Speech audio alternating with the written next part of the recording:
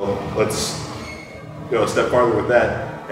If you could go back to when you started training, and either give yourself advice or, if you had like a cousin who's just starting to lift, or little brother, or whatever it is, what is something, you would tell them to maybe avoid some of the mistakes that you've made?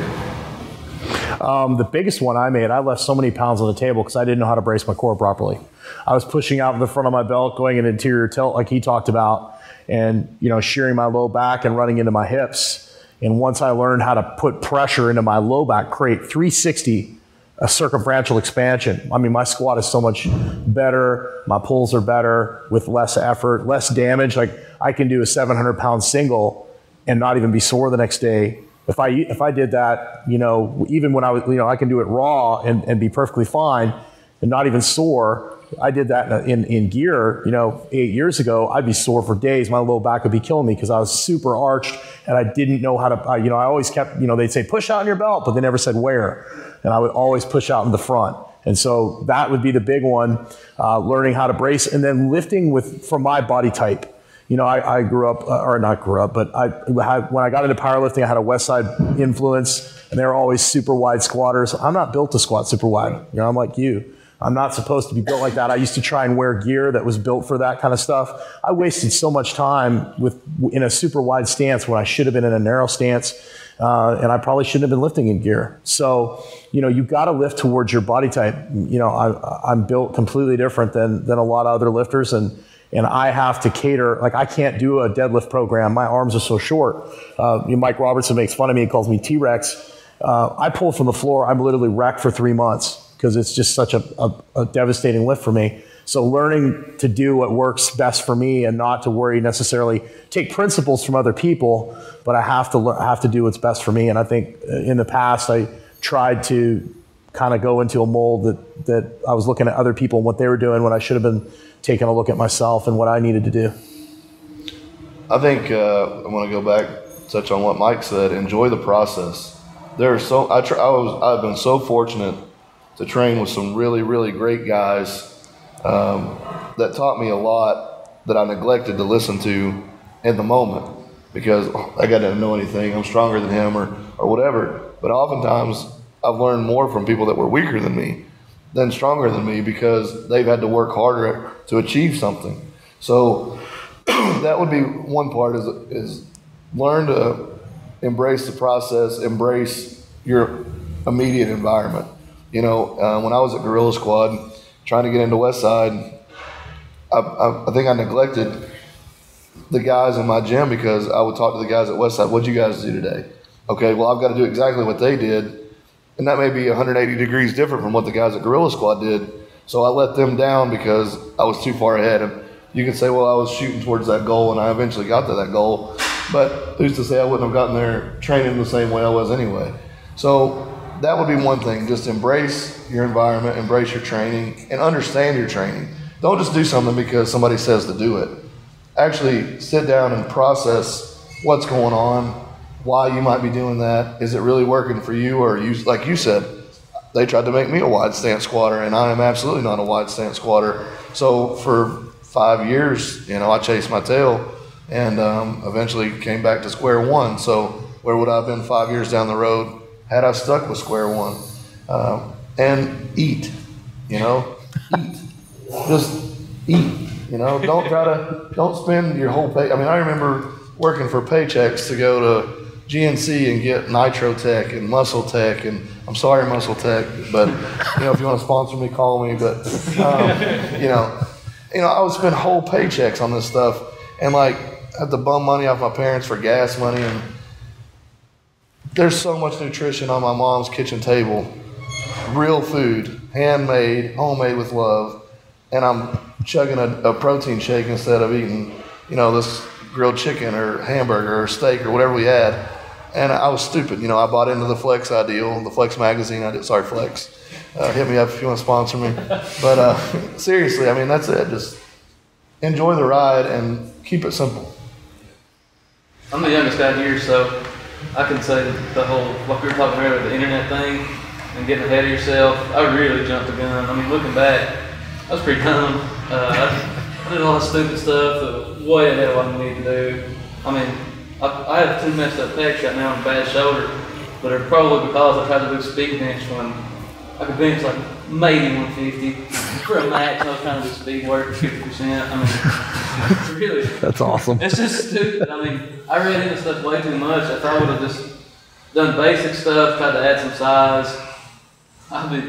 Basically what you're doing now. Yeah, I'm having to set myself back and do really basic stuff, straightaway stuff, and I'm getting way stronger just because I've been in full gear with knee wraps, doing band tension, 80% chain, all that stuff. I mean, I'm a 181 pound guy. What do I need to worry about using 300 pounds of band tension? I mean, put some weight on the bar, squat it a bunch of times, take some more weight off the bar, and do that for a couple times. I mean, really, I did just simplify everything I've done. I'm going to say 3 years ago, especially. I was really doing band work every week, speed bench. I don't even do speed bench anymore because I'm so beat up from all that other stuff I've done. I'm having to recover now. Well, and that's not to say that the stuff he's talking about doesn't work before he gets killed. Yeah. But honestly, like those things are tools, like Mike said. When applied correctly, they're excellent. I mean, I do it now. I'm even though I've scaled it back a lot, I still do all of that. I mean, I'm going to keep doing it my whole life because it works. It's a tool. But training every day like that as a kid that don't even know how to squat, my knees were staying this close and my feet were out here when I was squatting. I mean, I didn't just learn how to lift, and I didn't do that. And now I'm having to go back and do it. So that's what I think. That's so there's a theme here about fundamentals. You Yeah. know, and to that end, I would add, do the lifts, do them correctly, and you can build a hell of a lot of strength just doing the lifts. Like, don't overcomplicate it. You know, I mean, I hate to, you know, point to Eastern European, Russian guys because people do that all the time, and it's not what a lot of people make it out to be. But I'm going to do it anyway. So, what a lot of people from those places do is they practice the crap out of the lifts. You want to get good at squatting. How's the saying go? If you want to squat a lot, squat a lot. If you want to bench a lot, bench a lot.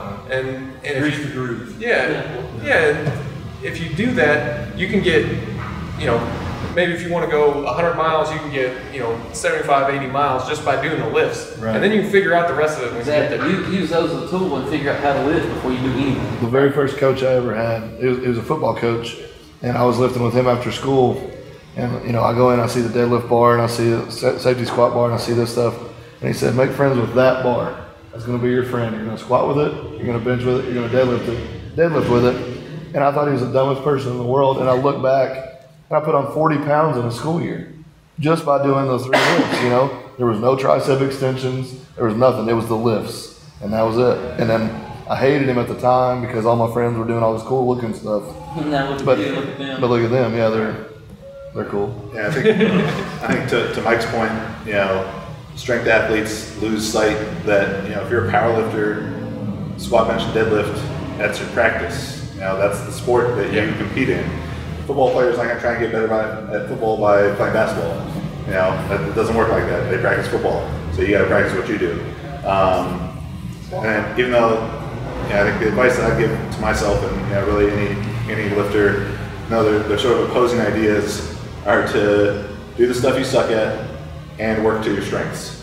You know, you got to do both of them. Because obviously, you know, I've always been a good squatter, so I always wanted to squat. So, you know, when I sucked at, I wasn't that good of a bencher for a long time, so I didn't like to bench. You know, I needed to do that stuff that I wasn't that good at. But at the same time, you can't just be like, well, I'm bad off the floor and so that's all I'm going to work at. You know, and then just abandon everything else. Because, you know, if all I want to do now is I'm just going to train with bench hard and forget about the squat, you know, or put the squat on the back burner, that's not going to work, you know, because powerlifting is a total. And yeah, total. If I'm going to have a big total, it's because I'm going to have a huge squat. So you got to work to your strengths and, you know, to a more specific version of that. Like, you know, saw Brandon's 575 bench video the other day, blasted off his chest, kind of grinding it through the lockout, you know.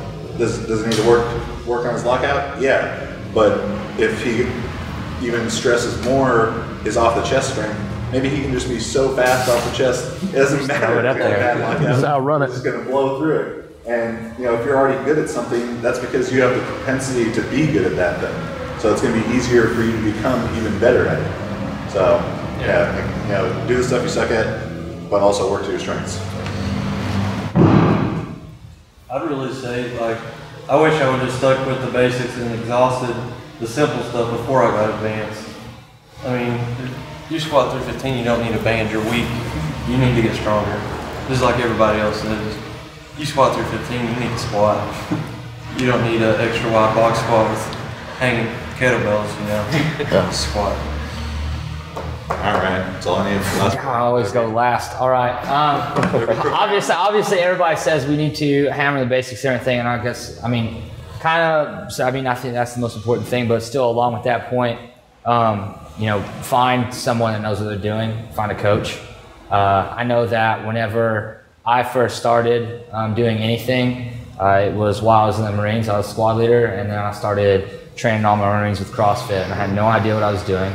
I had people doing deadlifts with absolutely horrible form. I didn't really care if I hurt their back. I just yelled at them, called them bitch, whatever, didn't matter. It's part of the game. It's the Marine Corps, it's whatever. People would throw up, they would puke, and I'd go down 20 minutes later and everybody just be passed out. And I'd be like, hell no. Everyone get up, scrub the floor in the bathroom, whatever. And we need to realize that hazing yourself every day is not exactly training. And B, find a coach, find someone that knows what they're doing. I saw on one of the internet forums articles someone posted somewhere, and they were talking about how it's so ridiculous that CrossFit gyms cost so much, and it's like all this and that, and it's like, and then the same guy, he went on to say, I've got myself all the way up to a 315 bench, 230 without a coach. Why would I pay all that money? And I was thinking, like, that sucks though. Like, honestly, that's not good. So maybe finding someone that it is their entire life to know how to do that stuff. I spend 12, 13, I spend a lot of hours a day in here. And when I go home, I'm just ask the people that hang out with me. I have nothing else to talk about. It really gets on people's nerves. But that's why we can sit around in a circle like this and go a full hour over schedule, because find someone that knows what they're doing, find someone that makes it their life to make people better at whatever they want to be better at. We might have specialists and powerlifters, and I think Jim really specializes in movement and mobility. I know he works with a lot of older people, just wellness type people. Find someone that can make you better at whatever it is you want to do. I don't care. I hate running, but I train people for marathons, and I don't want to go do it. But if they want to, then I want to help them do it better. And so you need to find someone that can help you, whatever goal it is you want to achieve, find someone that can help you get there, and then, go do what they tell you to do. And open-mindedness. Yeah, don't just take the first thing that comes your way. Take it, absorb it, look around. Use, like you said, use parts of things. So that's my training is like 20 different principles, right, weld together. Core values with an open mind. Exactly. Very important. All right. Well, thanks for taking the time to watch these. I think there's a lot of good information for you guys to get out of these. Thanks a lot to Jim and Corey and Mike for stepping in and talking with us today. Make sure that you guys are checking out Ryan and Brandon and Brad and my training log. Even though we said maybe it's dangerous to learn too much stuff on the internet, that's like all the other websites. Go to jtsstrength.com, and we have all the good information that will help you. Everyone else has the evil information that's going to screw you up. So thanks a lot for watching. Make sure to check jtsstrength.com. Thanks guys for taking the time to talk. Welcome.